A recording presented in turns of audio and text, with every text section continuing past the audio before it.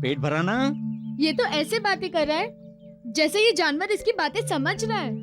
अब नहीं, मैं जाता हूँ, नहीं तो कोंडिया मुझ पर गुस्सा करेगा, कहेगा कि मैं तुम सबको बहकाता रहता हूँ, भड़काता रहता हूँ। हाँ हाँ, जा रहा हूँ, बस बस बस बस, फिर दूंगा। हाँ हाँ हाँ। ये लड्डू भी तुम्हारी तरह बहुत मीठा है। वैसे तो तुम भी बहुत अच्छे हो दोस्त। सच? एक बात बताओ, तुम जानवरों की भाषा समझते हो? समझता हूँ। तो बताओ, वो गाय तुमसे क्या बोल रही थी? अरे हाँ, गाय ये कह रही थी कि लड्डू फटाफट खा लो, तुरंत खा लो, नहीं तो श्रवण आकर खा जाएगा। बाबा बाबा बाबा बाबा, लगता है इन्हें भी पता चल गया कि हमारे पास लड्डू है। हाँ लड्डू नहीं है, हाँ बस लड्डू। मैं आपको बताने आया हूँ कि आप मेंढक को बचाइए। बाबा आप जल्दी चलिए ना, देर करेंगे तो सांप मेंढक को खा जाएगा। अरे ऐसे कैसे खा जाएगा? मैं उसका संरक्षक बाप यहाँ बैठा हूँ। और सांप के क्या मजाल जो मेढक को खा जाए। नौटंकी अच्छी करता है। बाबा बाबा आगे मत बढ़िए, बाबा वो सांप काट लेगा। अरे कैसे काटेगा? हट, दांत तोड़ दूंगा उसके मैं। साईं राम साईं श्याम दुख भंजन तेरु नाम। साईं राम साईं श्याम दुख भंजन तेरु नाम। हे साईनाथ तेरे आने से, हे साईनाथ तेरे आने से हुआ धन्य ये धरती धाम धाम। साईं राम भिक्षाम देहि, भिक्षाम देहि।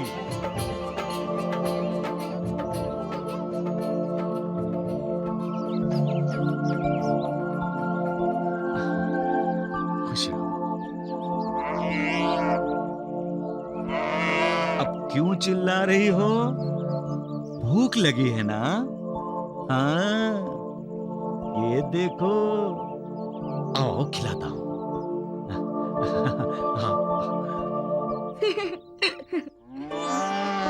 भूख लगी है ना? हाँ, खाओ खाओ खाओ, तभी तुम्हें मेरी याद आती है। अंकुबाई, तुम पिछले जन्म में बिल्कुल ऐसी ही थी। हाँ, घर के कोने में छिप छिप कर खाती थी, इसीलिए तुम्हारी सास तुम पर नाराज होती थी। तुम ऐसे ऐसे क्या कर रही हो? हाँ, खाओ खाओ खाओ खाओ।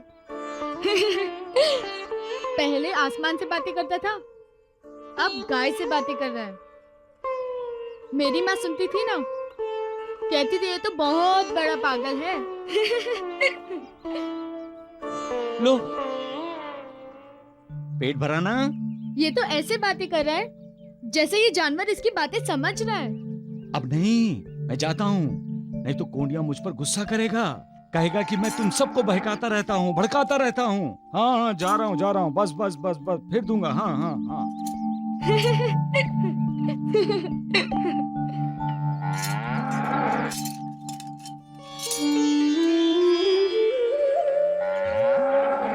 अच्छा अच्छा, मालूम है। संसूबाई ने जो लड्डू मुझे भिक्षा में दिए वो तुम्हें खाने हैं, इसलिए तुम मेरे पीछे पीछे।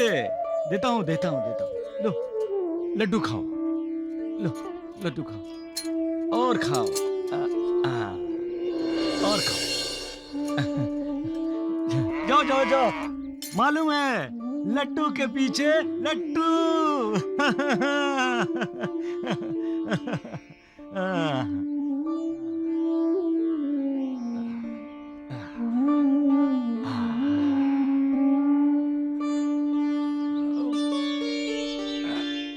मालिक,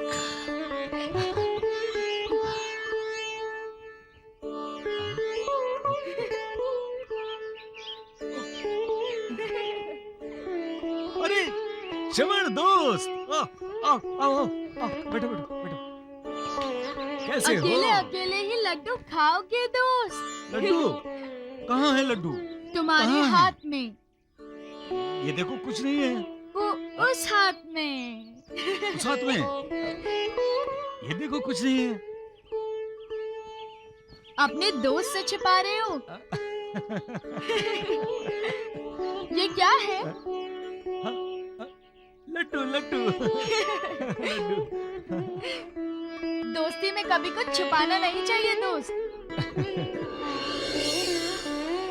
अरे अकेले खा जाओगे? मुझे नहीं दोगे? ये लो। हाँ।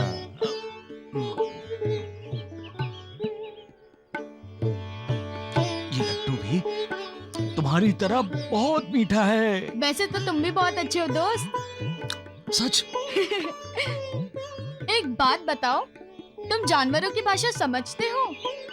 समझता हूँ। तो बताओ, वो गाय तुमसे क्या बोल रही थी?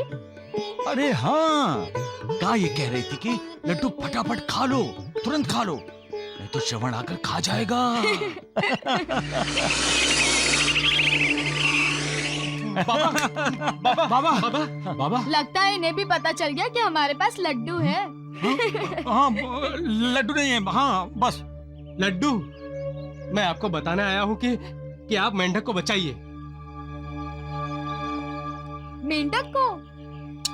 हाँ श्रवण, एक सांप ने मेढक को पकड़कर मुंह में दबा लिया है, इसलिए मेढक डर के मारे घबराकर चिल्ला रहा है।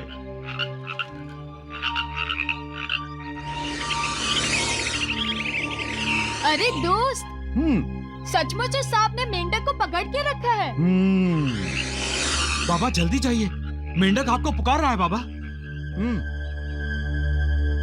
दोस्त, क्या ये भी तुम्हारी तरह जानवरों की भाषा जानते हैं? बाबा आप जल्दी चलिए ना, देर करेंगे तो सांप मेंढक को खा जाएगा। अरे ऐसे कैसे खा जाएगा? मैं उसका संरक्षक बाप यहाँ बैठा हूँ। और सांप के क्या मजाल जो मेढक को खा जाए। नौटंकी अच्छी करता है। बाबा बाबा आगे मत बढ़िए, बाबा वो सांप काट लेगा। अरे कैसे काटेगा? हट, दांत तोड़ दूंगा उसके मैं। मालिक, ये कैसी दुष्टता है जो जन्मों तक पीछा करती है। इंसान को विकारों से मुक्ति कब मिलेगी? वीरभद्रप्पा, कब सुधरोगे तुम? कब? वीरभद्रप्पा, किसे तुम अपना दुश्मन समझ रहे हो? किसे? चेतन वासप्पा को अपने कर्मों का फल मिल गया है और तुम्हें भी अपने कर्मों का फल मिल गया है, इसलिए तो चेतन वासप्पा को मेढक बनाया है और तुम्हें सर्प योनि मिली है। वीरभद्रप्पा, इतना अधोपतन होने के बाद भी दुश्मनी? अरे तुम अपना कल्याण चाहते हो तो मालिक की भक्ति करो, ईर्ष्या द्वेष नफरत को त्याग दो, छोड़ दो चैतन्य वासप्पा को। वीरभद्रप्पा छोड़ दो उसे।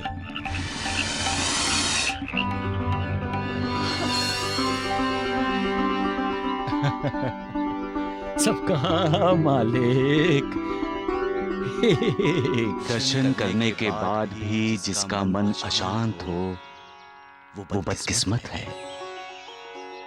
भगवान के दर्शन करते ही हमारा मन शांत इसलिए हो जाता है क्योंकि भगवान हमें हर चिंता से मुक्त कर देता है और हमारी चिंता का भार खुद उठा लेता है और हमें धीरज देते हुए कहता है, डरो मत, मैं तुम्हारे साथ हूँ। बातें अच्छी करता है दोस्त। परंतु अपराध की वजह से या किसी गलती की वजह से इंसान का मन भगवान के सामने भी अशांत रहता है। अपनी गलती या अपना अपराध इंसान भूल नहीं सकता, इसलिए बेचैन रहता है। ये सारे लोग कैसे ध्यान से इसकी बातें सुन रहे हैं। इसलिए इंसान को भोलेनाथ नीलकंठ का आदर्श अपने सामने रखना चाहिए। फिर पछतावे का क्षण इंसान की जिंदगी में कभी नहीं आएगा। सृष्टि के कल्याण के लिए भोलेनाथ ने हलाहल विष का प्राशन किया था। इंसान को भी अपने परिवार के, समाज के, गांव के, देश के कल्याण के लिए कोई भी दुख, कष्ट, अपमान, अवहेलना, तिरस्कार सब सहन करना चाहिए। जो दूसरों के लिए जीता है उसके मन पर अशांति, बेचैनी कभी हावी नहीं होती। लेकिन जो सिर्फ अपने लिए ही जीता है उस पर अशांति, बेचैनी, असंतोष हावी होते ही रहते हैं। बेचैनी, अशांति, असंतोष, असमाधान जहरीले सांप की तरह होते हैं, हमेशा डंक मारकर इंसान को परेशान करते रहते हैं। बाबा सांप कहाँ है सगुरु? यहाँ नहीं, मैं सांप और मेंढक की बात कर रहा हूँ बाबा। सांप और मेंढक? हाँ। अरे एक सांप ने मेंढक को अपने मुंह में दबा रखा था। बाबा ने कहा छोड़ दो, सांप ने मेंढक को छोड़ दिया। ऐसी बात नहीं है सगुन। बाबा ने कहा वीरभद्रप्पा चेतन वसप्पा को छोड़ दो और सांप ने मेंढक को छोड़ दिया। अच्छा, देवा, आपने सांप मेंढक को वीरभद्रप्पा और चेतन वसप्पा क्यों कहा? बहुत लंबी कहानी है श्यामा, तो सुनाइए ना। ये कहानी कहती है धन का लालच मनुष्य का कैसा अधोपतन करता है। तो ये कहानी द्वारिकानाथ को सुनानी चाहिए बाबा। एक समय की बात है श्यामा, एक गांव में इसी तरह का महादेव शिव जी का मंदिर था, परंतु वो पुराना हो गया था, खंडहर सा बन गया था। गांव में एक धनवान आदमी था, गोवर्धन सेठ एक नंबर का कंजूस था।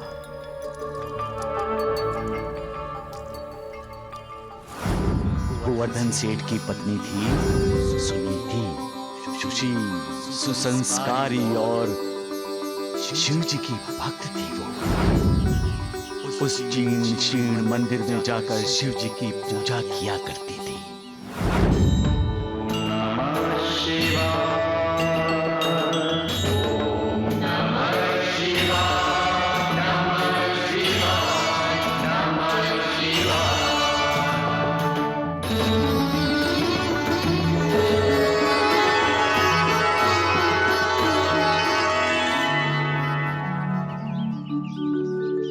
नमस्कार भाभी जी। नमस्कार।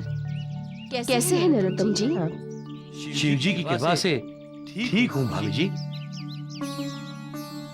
सुनीति जी, आपसे एक बात करनी थी। गिरिजा बहन, मुझसे बात करने के लिए मेरी इजाजत की कब से जरूरत पड़ने लगी आपको? कहिए, क्या बात करना चाहती हैं आप? शिव जी का मंदिर जो जीर्णशीर्ण हुआ है उसका जीर्णोद्धार करना जरूरी है। हम अपने घरों की मरम्मत तो करवा लेते हैं, लेकिन जिसकी वजह से हमारा घर बसता है, हमारा कल्याण होता है, उस देवाधिदेव शिव जी के मंदिर का हम जीर्णोद्धार नहीं करेंगे भाभी जी, तो हमें पाप लगेगा। सुनीति जी, आप अपने पति गोवर्धन दास जी से कहकर मंदिर का जीर्णोद्धार करवा दीजिए ना। भगवान का आशीर्वाद मिलेगा आपको। आपका कल्याण होगा।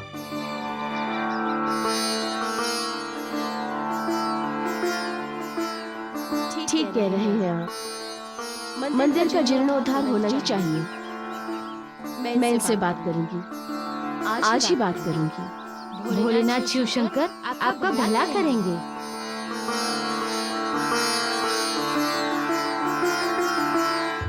अरे पागल तो नहीं हुई हो तुम, जो मुझे मंदिर बनवाने के लिए कह रही हो? हैं? बनाने के लिए नहीं, मंदिर का जीर्णोद्धार करने के लिए कह रही हूँ। जीर्णोद्धार का मतलब ही मंदिर को पूरी तरह से बनवाना होता है? और कहाँ है मेरे पास इतने पैसे? बोलो। कहाँ है पैसे? अरे जमीन के नीचे जो हंडे भर भर के छुपा रखे हैं, वो पैसे नहीं है? पैसे ही तो है। अरे तुम मेरी पत्नी हो कि दुश्मन है? अरे इतना ऊंचा बोलने की क्या जरूरत है? किसी ने सुन लिया तो? अब देखो, ये क्या है? आपकी फटी हुई कमीज है। अब देखो, मैं फटी हुई कमीज सिल सिल कर पहनता हूँ, हैं? और तुम कहती हो मंदिर का जीर्णोद्धार करवा दूं? अरे अपना तो जीर्णोद्धार कर नहीं पा रहा हूँ। और सुनो भाग्यवान, तुम मुझसे बेशक मेरे प्राण मांग लेना, लेकिन पैसे न मांगना। अपने लिए तो पैसे नहीं खर्च करते, कम से कम भगवान के लिए तो। भगवान के लिए ही तो हूँ मैं। अब किसके लिए हूँ बताओ? मैं किसका हूँ? भगवान का ना। तो खामखा खुद भी परेशान हो रही हो और मुझे भी परेशान कर रही हो। और सुनो, आज से शिव जी की पूजा घर पर ही किया करो। अब मंदिर में कोई अलग से भगवान तो बसते नहीं है ना? तो जाओ। रुको रुको रुको रुको,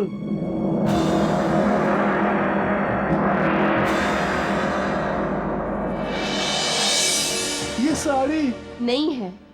नहीं है? हे भगवान, मेरी इस पत्नी को अक्ल कब आएगी?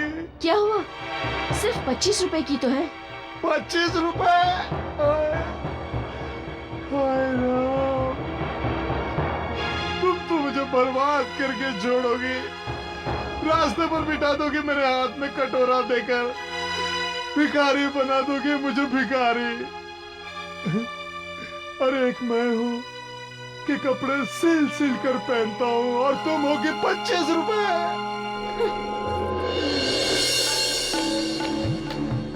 हे शिव शंकर, कैसी जोड़ी बनाई तूने?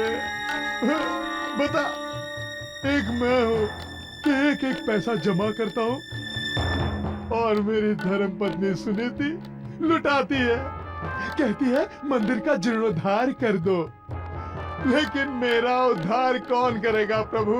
मेरा उद्धार कौन करेगा?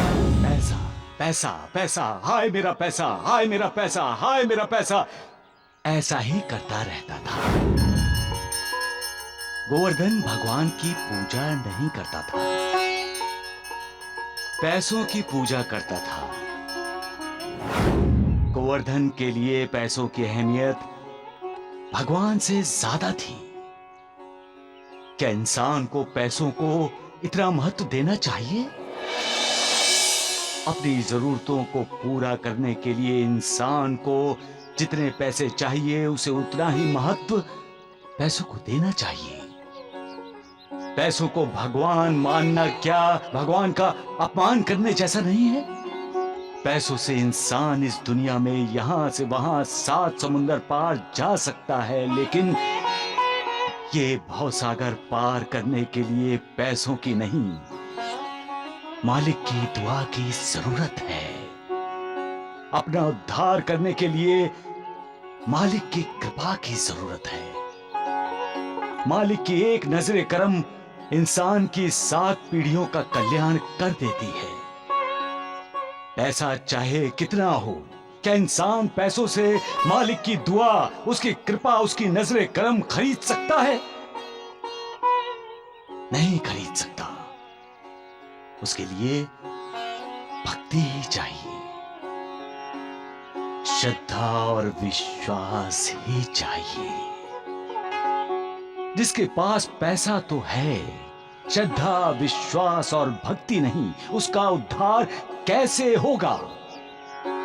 और जिसके पास श्रद्धा, विश्वास, आस्था और भक्ति है, पैसा नहीं है, उसका उद्धार निश्चित होगा। तो फिर गोवर्धन जैसे लोग पैसों के पीछे क्यों भागते हैं श्यामा?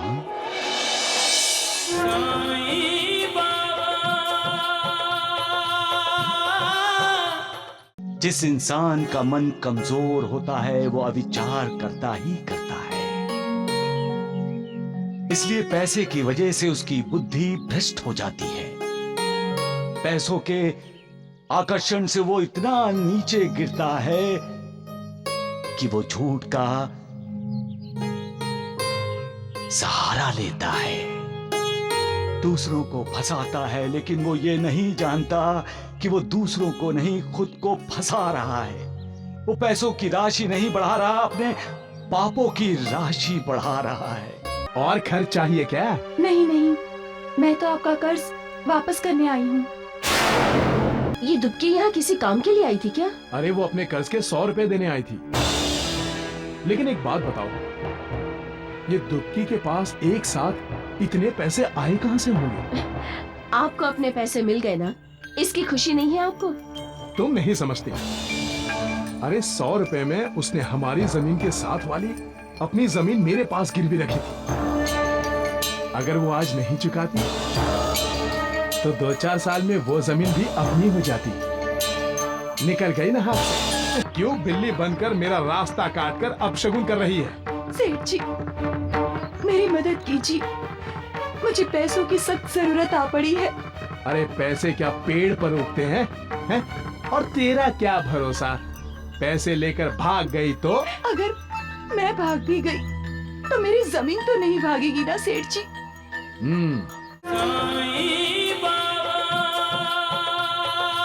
सब जानते हैं कि ये दुनिया छोड़ते वक्त इंसान अपने साथ रुपया, पैसा, जमीन, जायदाद नहीं ले जा सकता।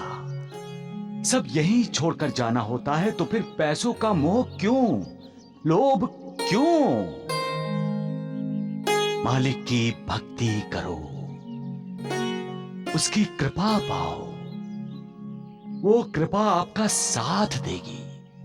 चाहे आप दुनिया में रहो या दुनिया छोड़कर चले जाओ, भगवान की कृपा आपका साथ नहीं छोड़ेगी। जिस इंसान का मन कमजोर होता है वो अविचार करता ही करता है। इसलिए पैसे की वजह से उसकी बुद्धि भ्रष्ट हो जाती है। पैसों के आकर्षण से वो इतना नीचे गिरता है कि वो झूठ का सहारा लेता है, दूसरों को फंसाता है, लेकिन वो ये नहीं जानता कि वो दूसरों को नहीं खुद को फंसा रहा है। वो पैसों की राशि नहीं बढ़ा रहा, अपने पापों की राशि बढ़ा रहा है। गोवर्धन का भी यही हाल था। पैसा उसका भगवान था और पैसों के लिए वो किसी को भी धोखा दे सकता था। एक दिन दुबकी गोवर्धन से मिलने आई।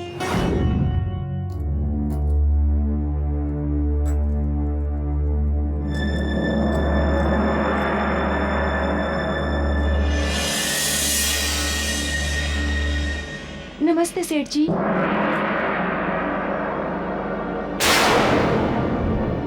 अरे दुबकी, तुम क्या है? तुम अंदर कैसे आई? दरवाजे से सेठ जी। अब ठीक है ठीक है। किस लिए आई हो? चोरी छुपे मेरे घर में घुसने का क्या मतलब? कहीं तुम्हारा चोरी करने का कोई इरादा तो नहीं दुबकी? कैसी बात करते हैं सेठ जी, आप पैसे गिनने में इतने मगन थे, आपका ध्यान ही नहीं था मुझ पर। हाँ हाँ, जो भी हो। क्यों आई हो? और खर्च चाहिए क्या? नहीं नहीं, मैं तो आपका कर्ज वापस करने आई हूँ। ये लीजिए 100 रुपए आपके।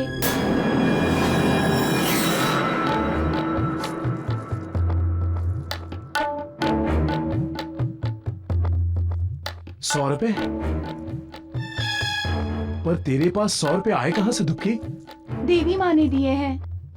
अब ठीक है ठीक है।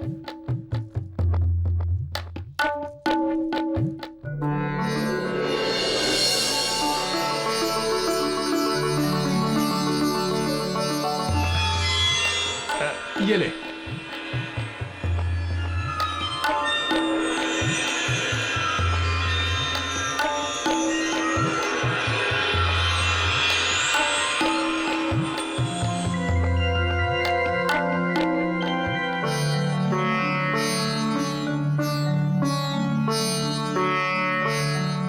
मैं आपका ये उपकार कभी नहीं भूल सकूंगी भाभी जी।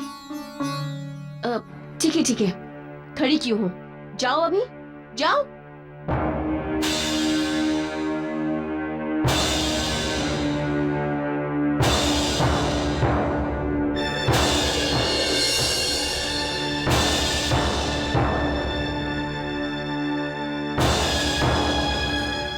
दुबकी यहाँ किसी काम के लिए आई थी क्या? अरे वो अपने कर्ज के 100 रुपए देने आई थी।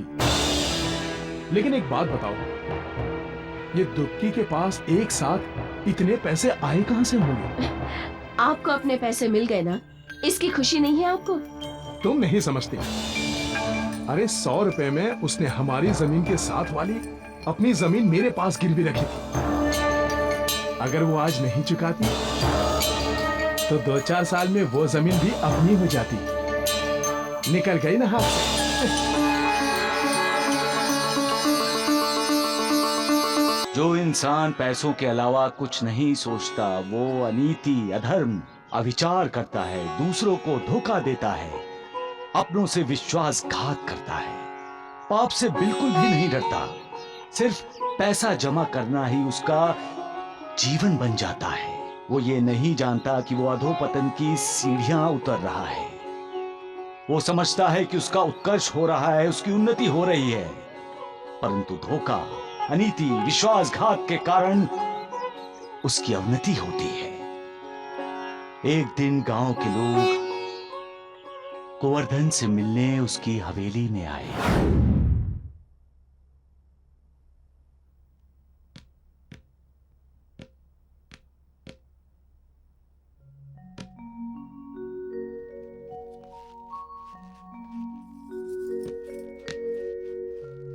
नमस्कार सेठ जी।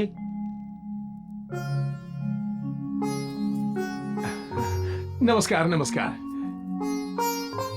भाभी जी नमस्कार। नमस्कार, बैठिए बैठिए। विष्णु, अरे भाई गांव वाले आए हैं, चाय नाश्ता बनाओ। किस लिए? किस लिए? अरे सुनीति, ये लोग यहाँ बैठने थोड़ी ना आए हैं, ये तो चले जाएंगे। नरोत्तम जी, गिरिजा बहन आपके पास मंदिर की बात करने के लिए आए हैं। मंदिर? बात? कैसी बात? मैं क्यों करूं बात? सेठ जी, हम लोग मंदिर का जीर्णोद्धार करना चाहते हैं और उसके लिए आपकी सहायता चाहिए। मैं गरीब आपकी क्या सहायता करूंगा? आप लोग तो देख ही रहे हैं, मेरी चप्पल टूट गई है और मैं...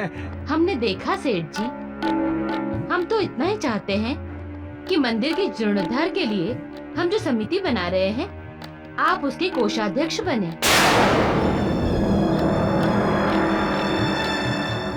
मतलब आप लोग यहाँ चंदा मांगने नहीं आए हैं ना? चंदा तो सारा आपके पास रहेगा सेठ जी। हम सारे गांव वाले चंदा इकट्ठा करके आपको देंगे और उसमें आपका अपना योगदान जो भी आप चाहें जमा कर लीजिए। आपको मंजूर है ना सेठ जी? पैसा मेरे पास जमा होने वाला है तो मैं इनकार क्यों करूंगा?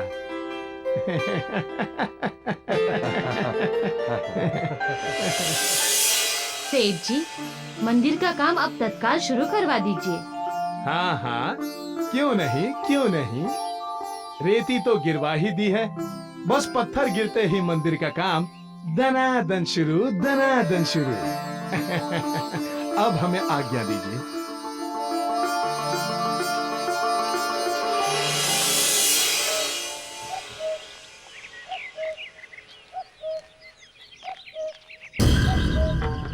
नमस्ते सेठ जी। अरे तुक्की, क्यों बिल्ली बनकर मेरा रास्ता काटकर अपशगुन कर रही है? सेठ जी, मेरी मदद कीजिए, मुझे पैसों की सख्त जरूरत आ पड़ी है। अरे पैसे क्या पेड़ पर उगते हैं? हैं? और तेरा क्या भरोसा, पैसे लेकर भाग गई तो भी आपका कोई नुकसान नहीं होगा सेठ जी।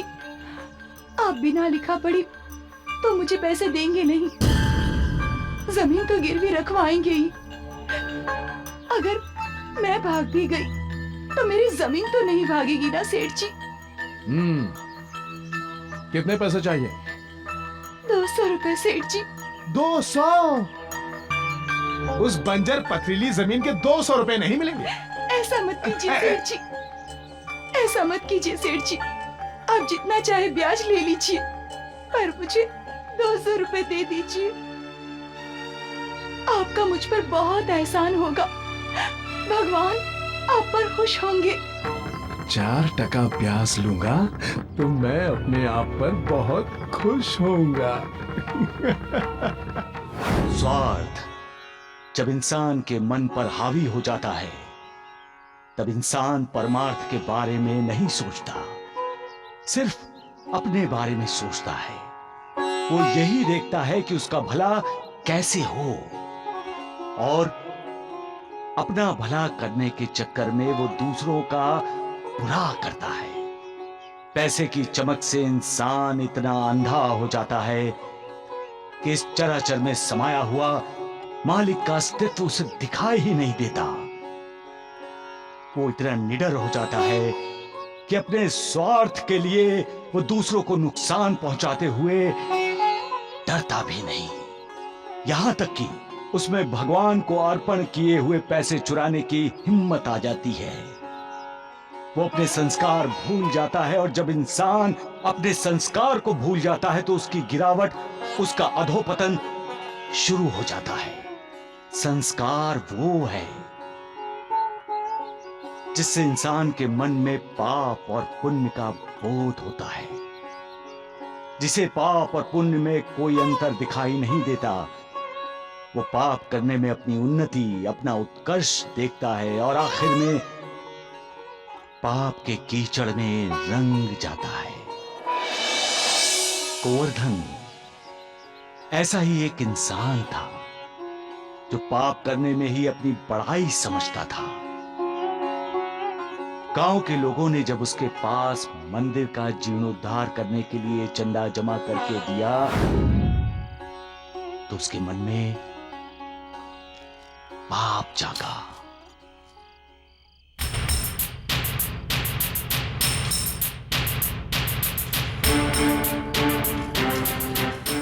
पैसा तो बहुत इकट्ठा हुआ है मंदिर के जीर्णोद्धार के लिए, लेकिन क्या इतना पैसा लगेगा? नहीं तो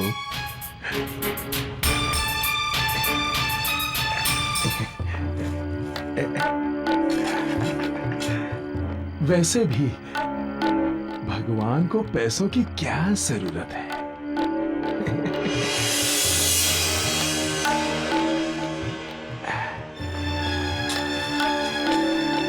अरे मूर्ख लोग हैं जो मंदिर का जीर्णोद्धार करने निकले हैं। अरे पहले अपने घर का जीर्णोद्धार कर लो, अपना उद्धार कर लो। भगवान क्षमा करना, मुझे पैसों की बहुत जरूरत है।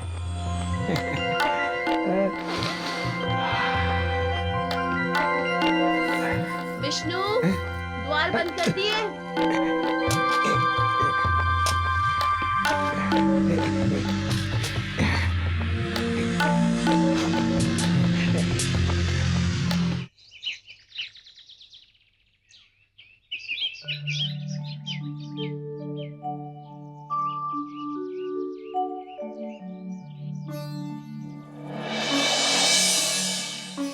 प्रणाम भाभी जी। क्या कारण है सुनीति जी? मंदिर का काम रुक क्यों गया है? गोवर्धन सेठ से कहकर काम शुरू करवा दीजिए। यही प्रार्थना करने आए हैं हम। आप सब मेरे साथ मेरे घर पर आइए, हम उन्हीं से पूछ लेते हैं। आइए।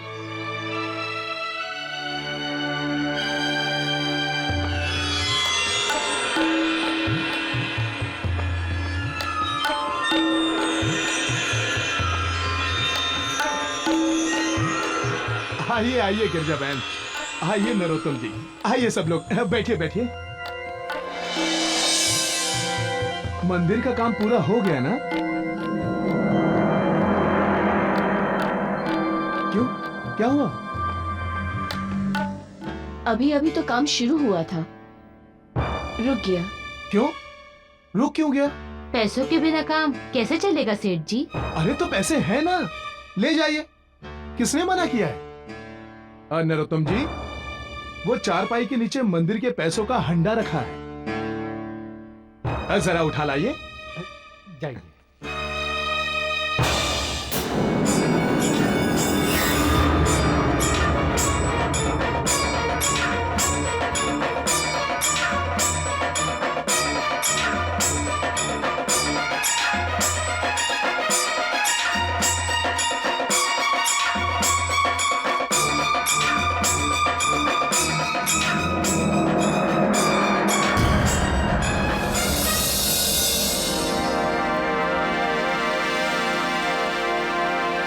जितना चाहिए ले लो उसमें से। आप ही ने तो इकट्ठा किया है।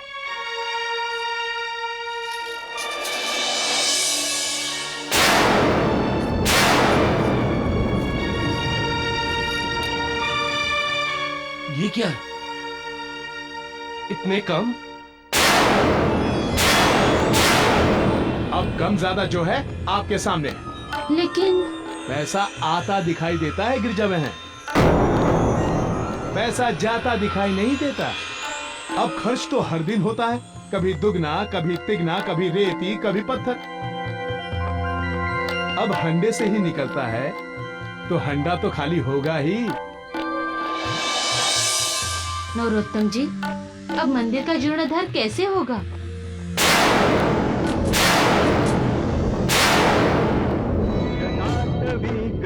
जल प्रवाह पावितस्थले गलेव लंब्य लंबितां भुजंग तुंग मालिकाम्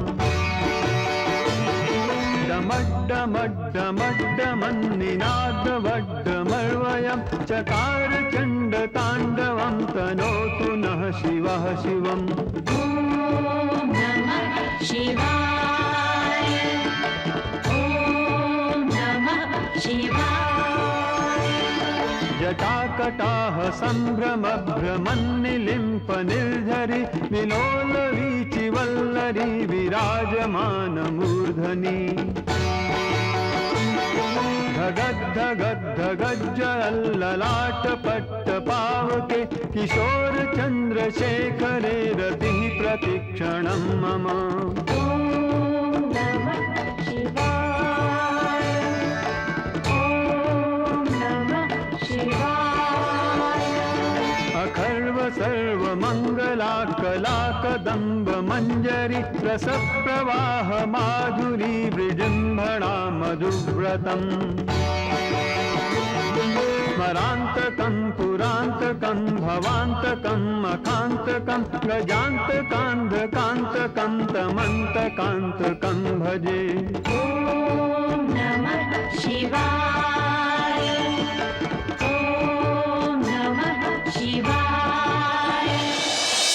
बोलो महादेव शिव शंकर की जय। महादेव शिव शंकर की जय। महादेव शिव शंकर की जय।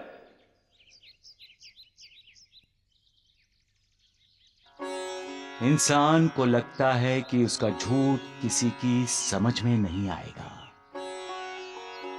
वो ये भूल जाता है कि उसके बस में नहीं है कि वो मालिक को फंसा सके।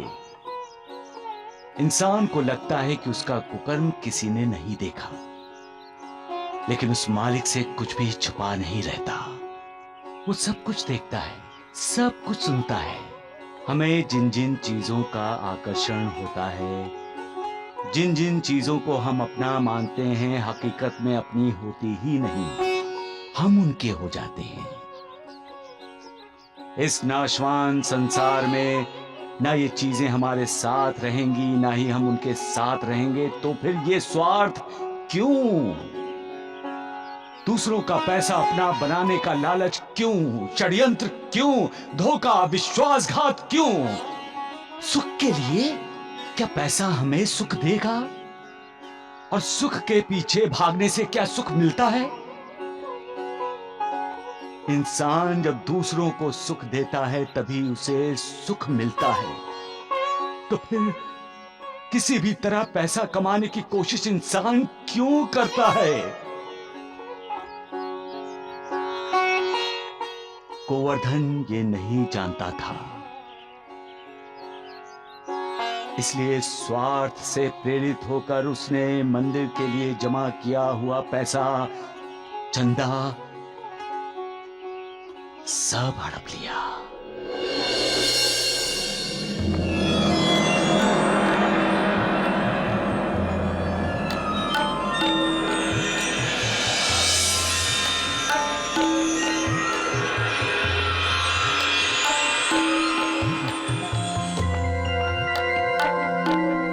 तुम हो?